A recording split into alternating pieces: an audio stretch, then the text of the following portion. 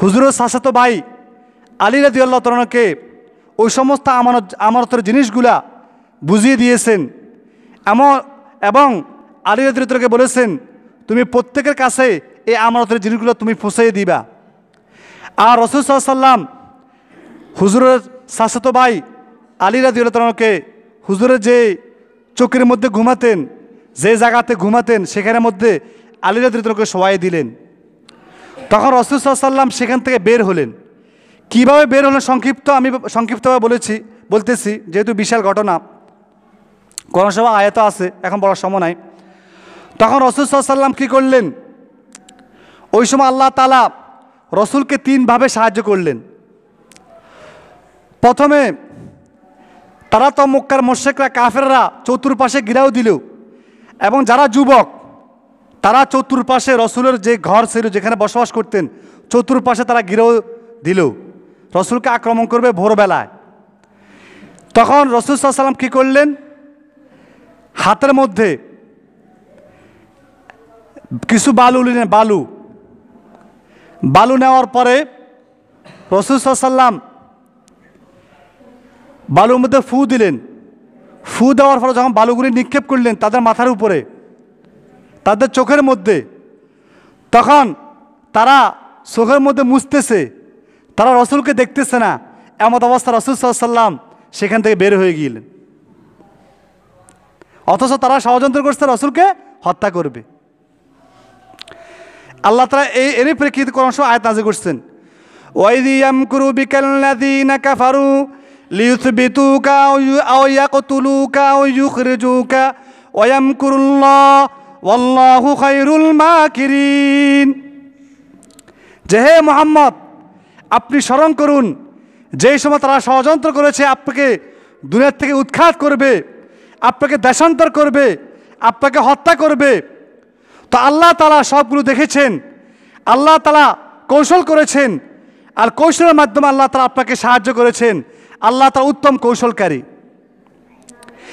যখন রাসূল সাল্লাল্লাহু আলাইহি ওয়াসাল্লাম সেখান থেকে ঘর থেকে বের হলেন রাত্রিবেলায়, রাত্রি অন্ধকারের সময়, যখন গভীর রাত্র হয়েছে, তখন রাসূল সাল্লাল্লাহু আলাইহি ওয়াসাল্লাম আবু বকরকে ডাক দিলেন ঘরের মধ্যে।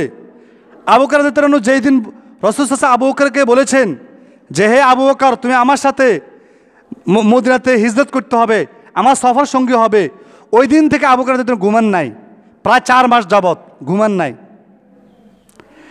আবু বকর রাদিয়াল্লাহু আনহু ঘরের দরজার পাশে দাঁড়িয়ে থাকতেন, সাথে সাথে লাব্বাইক বলেছেন। রাসূল সাল্লাল্লাহু আলাইহি ওয়াসাল্লাম যখন ডাক দিয়েছেন তখন আবু বকরকে বললেন তুমি তাড়াতাড়ি কীভাবে লাব্বাইক বলেছ? তখন বললেন রসুল, যেদিন আপনি আমাকে বলেছেন আপনার সাথে আমি হিজরত করতে হবে, ওই দিন থেকে আমি ঘুমাই নাই। তখন রাসূল সাল্লাল্লাহু আলাইহি ওয়াসাল্লাম আবু বকরকে নিয়ে তখন মক্কা থেকে 4 কিলোমিটার দূরে একটা গুহা, তাকে সৌরে জাবার বলা হয়, জাবারে সুর বলা হয়, হেরা একটা গুহা আছে, ওই গুহার মধ্যে রাসূল সাল্লাল্লাহু আলাইহি ওয়াসাল্লাম সেখানে গেলেন। 4 কিলোমিটার দূরে মক্কা থেকে, জাবালে সুর বলা হয় এটাকে। যখন সেখানে গেলেন তো সেখানে যাওয়ার পরে আল্লাহ তাআলা একটা সাহায্য করেছেন। কি সাহায্য করেছেন? বিশাল গুহা, রাত্রি অন্ধকারে সেখানে গেলেন। তো প্রথমে গুহার মধ্যে আবু বকর রাদিয়াল্লাহু আনহু সেখানে প্রবেশ করলেন।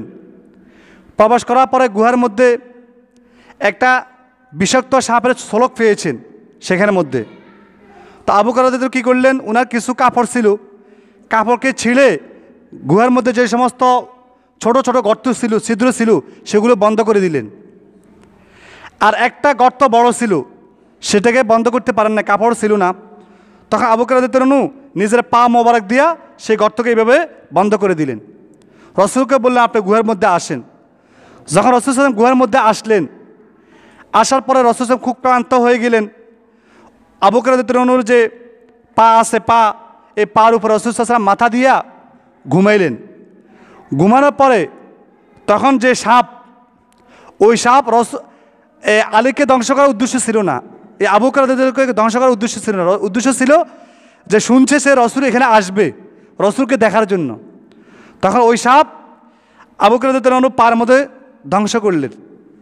ধ্বংস করার পরে তা আবু বকর রাদিয়াল্লাহু আনহু এই ব্যথায় কান্না আরম্ভ করলেন।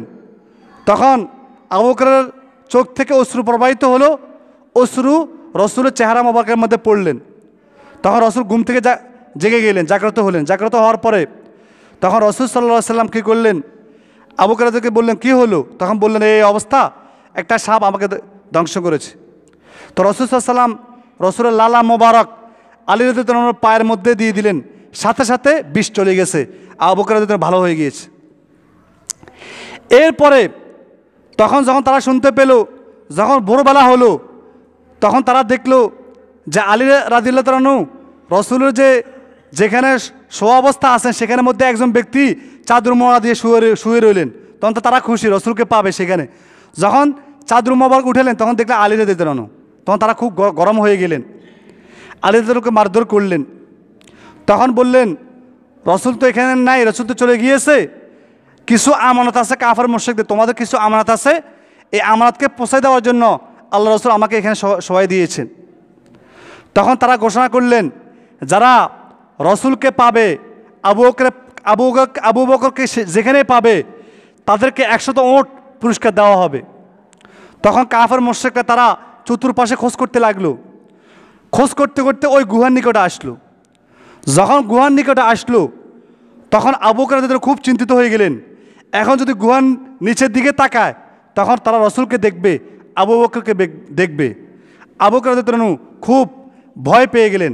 তো আল্লাহ তা আয়াত নাযিল করলেন, লা তাহজান ইন্নাল্লাহা মা'ানা ফাআনজালাল্লাহু সাকিনাতাহু আলাইহি ওয়া আইয়াদাহু বিজুনুদিন লাম তারাওহা। রাসূল সাল্লাল্লাহু আলাইহি ওয়াসাল্লাম আবু বকর বললেন যে হে আবু বকর, লা তাহজান, তুমি চিন্তিত হইও না, তুমি পেরেশান হইও না, ইন্নাল্লাহা মা'ানা, নিশ্চয় আল্লাহ আমাদের সাথে আছে, আল্লাহ আমাদের সাথে আছে, তুমি চিন্তিত হইও না। আল্লাহ তারা এমন বাহিনীকে পাঠাবেন যে বাহিনীকে তারা কখনো দেখবে না।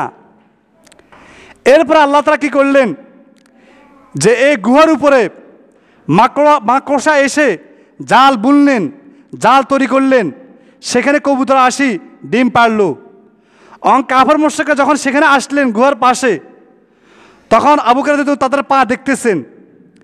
তখন এরা চিন্তা করলো যে এই গুহার মধ্যে এখানে মাকড়সা জাল বুনেছে, আবার এখানে কবুতর ডিম পাড়তেছে, ডিমের মধ্যে তাপ দিতেছে, তো এখানে তো হইতে পারে না যে অল্প সময়ের মধ্যে কি এখানে কি এই হঠাৎ করে এখানে মাকড়সা বাসা বাঁধবে আবার কবুতর করবে, এটাকে হঠাৎ করে হতে পারে না, এখানে নাই।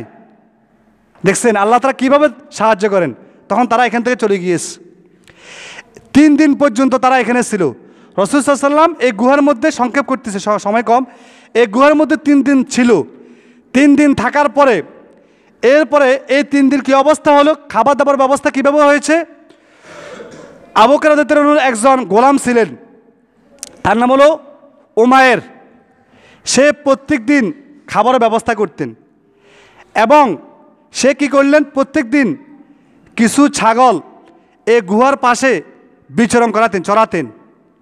আর যখন রাত্রিবেলা হতো তখন ওই ছাগলগুলি গুহাতে নিয়ে আসতেন, সেখান থেকে ছাগল থেকে দুধ দোহন করে রসুলকে পান করাইতেন আর আবু বকর রাদিয়াল্লাহু আনহুকে পান করাতেন।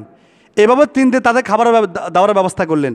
আবার রাত্রিবেলায় আয়েশা রাদিয়াল্লাহু তাআলা আনহা এবং আবু বকর রাদিয়াল্লাহু আনহুর মেয়ে আসতেন, রসুলকে দেখা সাক্ষাৎ করতেন।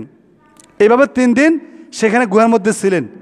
3 দিন থাকার পরে তখন যখন রাসূল সাল্লাল্লাহু আলাইহি ওয়াসাল্লাম আবু বকর রাদিয়াল্লাহু আনহুর ছেলে আব্দুল্লাহর মাধ্যমে খবর নিলেন কাফের মুশরিকদের কী অবস্থা, আমরা কি এখন এখান থেকে মদিনাতে হিজরত করতে পারবো কিনা, কোনো সমস্যা হবে কিনা।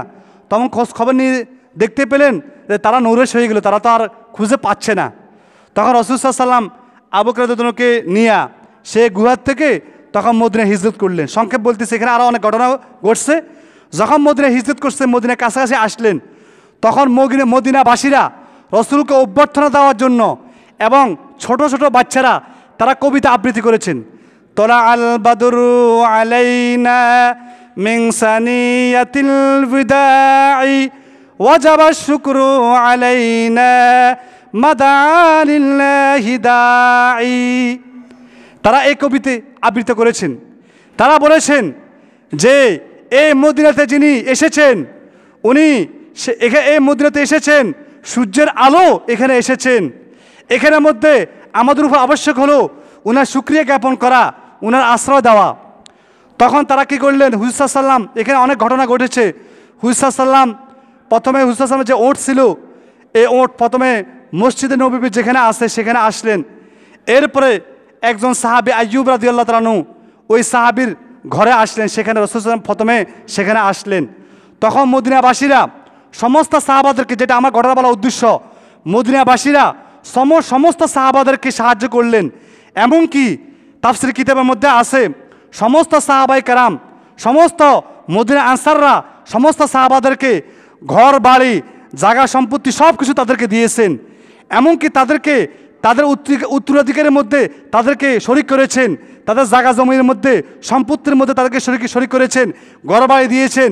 মদিনা আনসাররা এরকম মক্কার এরকম মুহাজিরদেরকে সমস্তভাবে তাদেরকে টাকা পয়সা দিয়া, জায়গা সম্পত্তি দিয়া, এমনকি যে সমস্ত সাহাবীদের আনসারদের দুইজন বিবি ছিল, একজন বিবিকে তালাক দিয়া তারা এরকম মদিনা মুহাজিরদেরকে দিয়ে দিয়েছেন, তাদের বিবাহের মধ্যে দিয়ে দিয়েছেন, এমনভাবে সাহায্য করেছেন। তো এই ঘটনা বলার উদ্দেশ্য হলো যে আল্লাহ তাআলা এই মদিনা আনসারদের উসিলায় আল্লাহ তাআলা সারা পৃথিবীতে মদিনার মাধ্যমে আল্লাহ তাআলা প্রথমে ইসলামকে জয়যুক্ত করেছে মদিনার থেকে। তখন 10ম হিজরিতে রাসূল সাল্লাল্লাহু আলাইহি ওয়াসাল্লাম মক্কা নগরীতে আসলেন, সেখানে মক্কাকে বিজয় করলেন, সারা পৃথিবীকে ইসলামকে প্রসার করলেন। তো এই ঘটনা বলার উদ্দেশ্য হলো আজকে যদি মদিনা আনসাররা যদি মক্কার সাহাবাদেরকে যদি সাহায্য সহযোগিতা না করতেন, তাহলে ইসলাম বিজয় হতো না। এজন্য আজকে আমাদেরকেও ইসলাম বিজয় হতে হলে আজকে সারা বিশ্বের মধ্যে সমস্ত মুসলমানদেরকে ভাই ভাই হিসেবে থাকতে হবে, তাদেরকে আশ্রয় দিতে হবে। আমাদের সমাজের মধ্যে আমরা ভাই ভাই হিসেবে থাকতে হবে, রাষ্ট্রের মধ্যে ভাই ভাই হিসেবে থাকতে হবে, আমাদেরকে দলাদলি করা যাবে না। আজকে সারা বিশ্বের সমস্ত কুফরি মতবাদরা আজকে আমাদের মধ্যে গণতন্ত্রের একটা সয়লাভ দিয়া আজকে মুসলমানদের মধ্যে যে ভ্রাতৃত্ববোধ, এই ভ্রাতৃত্ববোধকে নষ্ট করে দিয়েছে। মুসলমানদেরকে আজকে তারা বিভিন্ন দলে বিভক্ত করে আজকে এক মুসলমান অপর মুসলমানকে তারা হত্যা করতেছে। এই জন্য এটা কুফরি মতবাদের ষড়যন্ত্র, সমস্ত কাফের মুশরিকদের ষড়যন্ত্র। এই জন্য আজকে আমাদেরকে সমস্ত ষড়যন্ত্রকে উৎখাত করে আমরা মুসলমান ভাই ভাই হিসেবে সমাজে বসবাস করতে হবে, রাষ্ট্রের মধ্যে বসবাস করতে হবে। সারা বিশ্বের মুসলমান যে রাষ্ট্রে মুসলমান আক্রান্ত আছে তাদেরকে আমরা সহযোগিতা করতে হবে। আল্লাহ তাআলা আমাদের সমস্ত মুসলমান ভাইদেরকে ঐক্যবদ্ধ হিসেবে থাকার তৌফিক দান করুক। ওয়া আখিরু দাওয়ানা আলহামদুলিল্লাহি রাব্বিল আলামিন। অল্প সময়ের জন্য একটু বসেন।